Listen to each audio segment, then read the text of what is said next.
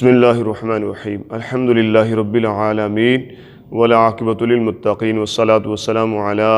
سید الانبیاء والمرسلین اما بعد فاعوذ باللہ من الشیطان الرجیم بسم اللہ الرحمن الرحیم۔ معزز ناظرین کرام، سلسلہ درس حدیث شب برات کی آمد ہے اور اس حوالے سے حدیث پاک سماعت فرمائیے۔ ام المومنین حضرت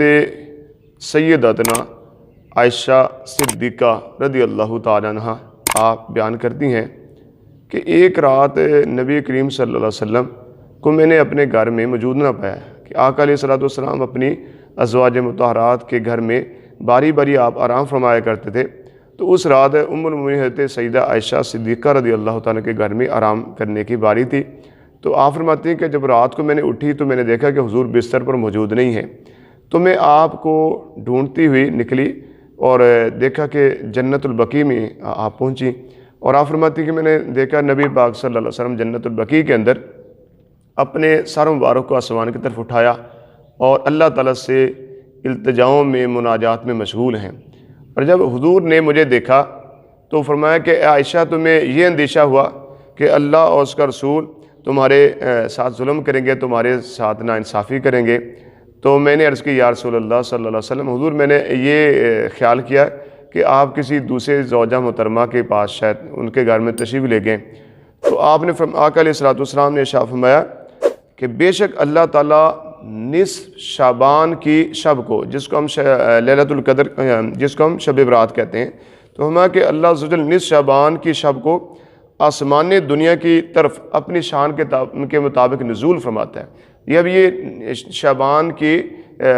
المعظم کی نصف شب آتی ہے، یعنی شب برات کی جس ہم کہتے ہیں وہ شب آتی، وہ رات آتی ہے، تو اللہ رب العزت آسمان دنیا کی طرف اپنی خاص عطاؤں، اپنی رحمتوں اور اپنی برکتوں کے ساتھ نزول فرماتا ہے، یعنی اللہ تعالیٰ کی خاص رحمتیں اور برکات اس رات میں حاضر ہوتی ہیں۔ اور فرمایا کہ اللہ رب العزت قبیلہ بنی کلب کی بکریوں کے بالوں کی تعداد سے بھی زیادہ اس رات گناہ گاروں کی بخشش فرما دیتا ہے۔ یہ قبیلہ کلب جو تھا یہ عرب میں سے ایک بہت بڑا قبیلہ تھا جس کے پاس بکریاں بہت زیادہ تھیں۔ تو حضور نے فرمایا کہ قبیلہ کلب کی بکریوں کے جسم پر جتنے بال ہیں ان بالوں کی تعداد سے بھی زیادہ اللہ تعالیٰ اس رات گناہ گاروں کی بخشش فرما دیتا ہے۔ تو یہ رات نہایت ہی پر اثر، بہت زیادہ برکات والی، بہت زیادہ رحمت والی رات ہے۔ نبی کریم صلی اللہ علیہ وسلم نے اس رات میں التجائیں کی، اس رات میں آپ نے اپنے سجدے کے اندر سر کو رکھ کر اپنے اللہ تعالیٰ کی بارگاہ میں التجائیں کی۔ تو یہ بڑی ہی مبارک رات ہے اور اس رات اللہ تعالیٰ بے شمار گناہ گاروں کی بخشش فرما دیتا ہے۔ تو اس لیے جب یہ رات آئے تو اس میں سستی نہیں کرنی چاہیے، کوتاہی نہیں کرنی چاہیے کہ کسی طرح یہ رات غفلت میں نہ گزرے، بلکہ تلاوت میں، نوافل پڑھتے ہوئے، دعائیں کرتے ہوئے، درود پاک پڑھتے ہوئے، اور اسی طرح یہ پوری رات عبادت کے اندر گزرنی چاہیے۔ اسی طرح حضرت سیدنا علی رضی اللہ تعالیٰ بیان کرتے ہیں کہ رسول اللہ صلی اللہ علیہ وسلم نے فرمایا کہ نصف شعبان کی رات ہو تو اس رات میں قیام کرو اور اس کے دن میں روزہ رکھو، یعنی جب یہ رات آئے تو حضور نے فرمایا کہ اس رات قیام کرو اور دن کو روزہ رکھو۔ جب یہ رات گزرے، اگلا دن آئے تو حضور نے فرمایا کہ روزہ رکھو، فرمایا کہ کیونکہ اس رات اللہ تعالیٰ غروب شمس سے آسمان دنیا کی طرف نزول فرماتا ہے اپنی شان کے مطابق، جیسا اس کے شان کے لائق ہے۔ تو فرمایا کہ پس فرماتا ہے سنو، کوئی بخشش طلب کرنے والا ہے میں اس کو بخش دوں، کوئی رزق طلب کرنے والا ہے میں اس کو رزق دوں، کوئی مصیبت زدہ ہے میں اس کو عافیت عطا فرما دوں، سنو کوئی، اور جو ہی یعنی وہ فرماتا ہے، یعنی اللہ تعالیٰ کی رحمت جو ہے وہ خود پکار رہی ہوتی ہے۔ کوئی بخشش مانگنے والا ہے آئے میرے در پر، آئے میری بارگاہ میں، توبہ کر لے، اپنے گناہوں کی معافی مانگ لے، میں اس کو بخش دوں، اس کے گناہوں کو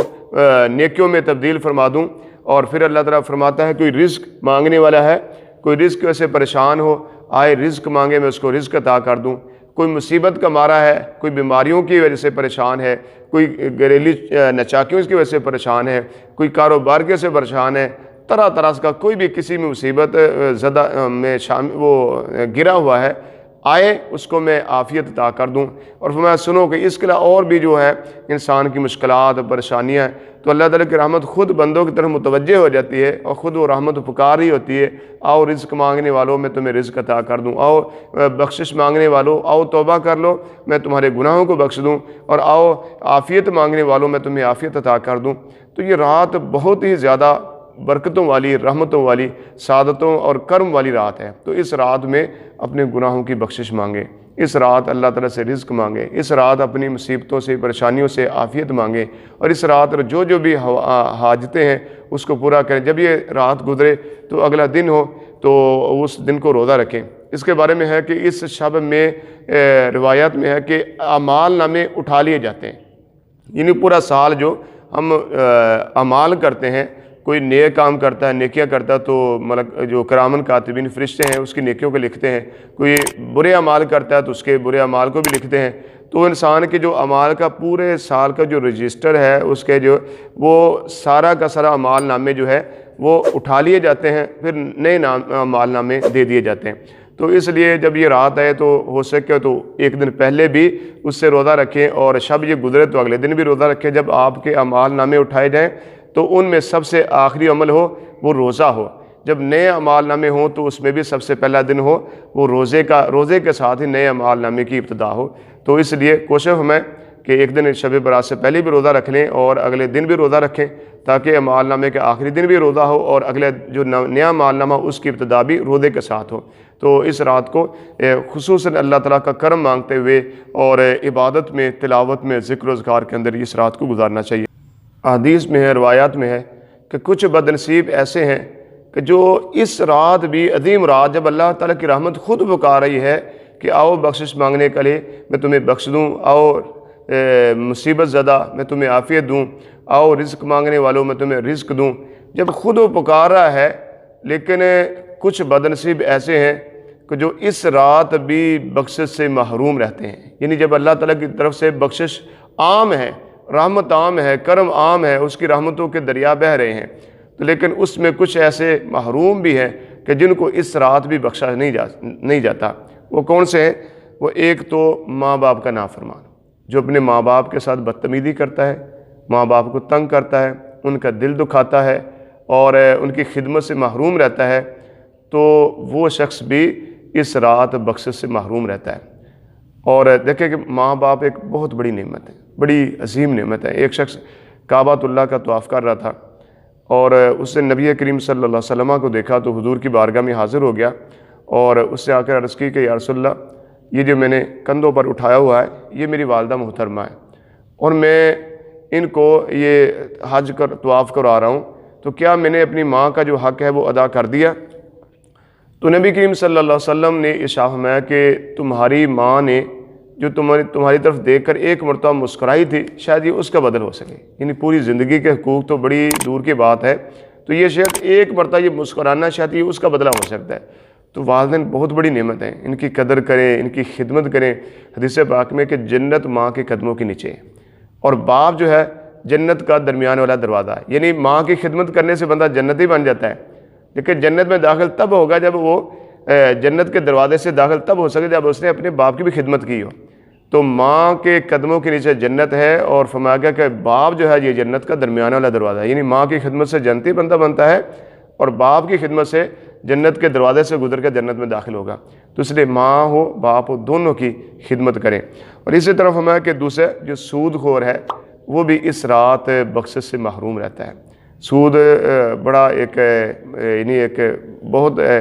کبھی گناہ ہے اور اس کی بڑی وعیدات ہیں۔ تو جو سود لے رہے ہیں، کھا رہے ہیں، وہ بھی شب برات کی رات بخشے نہیں جاتے۔ ایسے ہی شرابی جو ہے، شرابی بھی اس رات بخشش سے محروم رہتا ہے۔ زانی جو ہے، بدکار ہے، وہ بھی اس رات بخشش سے محروم رہتا ہے۔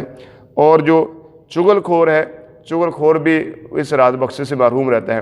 اور جو کینہ اور بغض رکھنے والا ہے، یعنی جو کسی سے محض ذاتی دشمنی یا ذاتی عداوت یا مثلا نفسانی خواہشت کی وجہ سے کسی سے وہ بغض رکھتا ہے، دشمنی رکھتا ہے، تو لہذا وہ بھی اس رات بخشا نہیں جاتا ہے۔ ایسے جو تکبر کرتا ہے، تکبر کرنے والا بھی جو تکبر کی وجہ سے اپنے جو تہمد ہے یا شلوار کے جو پونچے ہیں وہ گھٹنوں سے نیچے رکھتا ہے تکبر کی وجہ سے، لہذا وہ بھی اس رات بخشش سے محروم رہتا ہے۔ اور ایسے ہی جو کاہن یعنی ہاتھ کی لکیریں دیکھ کر یا ستاروں کی چال سے یا فال دیکھ کر یا جنات کے ذریعے مستقبل کی باتیں بتانے والا بھی، وہ بھی جو شخص ہے اس رات بخشش سے محروم رہتا ہے۔ ایسے ہی قطع تعلق کرنے والا ہے جو کسی سے مثلا اپنے رشتہ داروں سے، بہن سے، بھائیوں سے یا دیگر رشتہ داروں سے اپنا وہ تعلقات توڑ دیتا ہے، تو لہذا وہ قطع تعلق کرنے والا بھی اس رات بخشش سے محروم رہتا ہے۔ ایک حدیث پاک میں ہے کہ جو قطع تعلق کرنے والا وہ جنت میں نہیں جائے گا۔ دیکھیں اپنے بھائیوں سے، بہنوں سے، رشتہ داروں سے کچھ مسائل بھی بندے کے ساتھ ہو جاتے ہیں اور کبھی ناراضگی بھی ہو جاتی ہے، تو اس ناراضگی کو اس حد تک نہ لے جائیں کہ آپ ایک دوسرے کا چہرہ بھی دیکھنا پسند نہ کریں۔ تو جو لہذا کسی سے قطع تعلق کر لیتا ہے، اپنا رشتہ ہی توڑ دیتا ہے، تو لہذا وہ اس رات بھی بخشش سے محروم رہتا ہے۔ تو یہ جو گناہ بتائے گئے، کوئی کسی کے اندر بھی یہ گناہ میں کوئی مشغول ہو، مثلا ماں باپ کی نافرمانی کرتا ہے، یا شرابی ہے، یا بدکاری کا عادی ہے، یا قطع تعلق کرنے والا ہے، یا تکبر کرنے والا ہے، تو اس رات کے آنے سے پہلے توبہ کر لے، سچی توبہ کر لے، اور جس سے مثلا ہے کہ حقوق طلب کیے ہوں ان سے معافی مانگ لے، تو جب یہ رات آئے اللہ تعالیٰ کی بخشش عام ہو، رحمت عام ہو، کرم عام ہو، جود عام ہو، تو اس کا حصہ دار بن سکے اور اپنی بخشش کو آ سکے۔ تو ناظرین کرام، یہ بہت ہی مبارک رات ہے، تو اس رات جیسے ہی آئے اپنے آپ کو اس تمام کاموں سے فارغ کریں اور اپنے آپ کو عبادت کی طرف لے آئیں، نوافل پڑھتے ہوئے۔ جن کی نمازیں قضا ہو، آپ اس رات نمازیں اپنی پڑھیں۔ جن کا کوئی رمضان کا روزہ چھوٹا ہو تو وہ لہٰذا وہ شب برات کی رات عبادت کو اگلے دن وہ روزے کی قضا کی نیت سے وہ روزہ اپنا رکھ لے، یا مثلا رمضان کا روزہ نہیں بھی ہے تو کوئی نفلی روزہ رکھے، تو لہٰذا رات بھی عبادت میں گزرے اور اگلا دن وہ روزے کے ساتھ ہو۔ تو انشاءاللہ تعالیٰ دیکھیں کہ یہ اللہ تعالیٰ کی طرف سے خصوصی رحمتوں کا پیکیج ہے، یہ خصوصی کرم اور رحمتوں کی برسات کی رات آ رہی ہے، بڑی یہ رحمتیں اور سعادتیں لے کر آ رہی ہیں۔ تو جیسے یہ غروب آفتاب ہو، بس آپ تلاوت میں مشغول ہو جائیں، عبادت میں مشغول ہو جائیں، اور اپنے آپ کو بس عبادت کے لیے اس دن فارغ کر لیں، تاکہ اس رات ہے جب اللہ تعالیٰ بے شمار گناہوں کا کوئی بخش فرمائے تو ان خوش نصیبوں میں آپ کا بھی نام شامل ہو سکے۔ اللہ کریم کی بارگاہ میں دعا، اللہ تعالیٰ ہم سب کو علم و فہم کی توفیق عطا فرمائے۔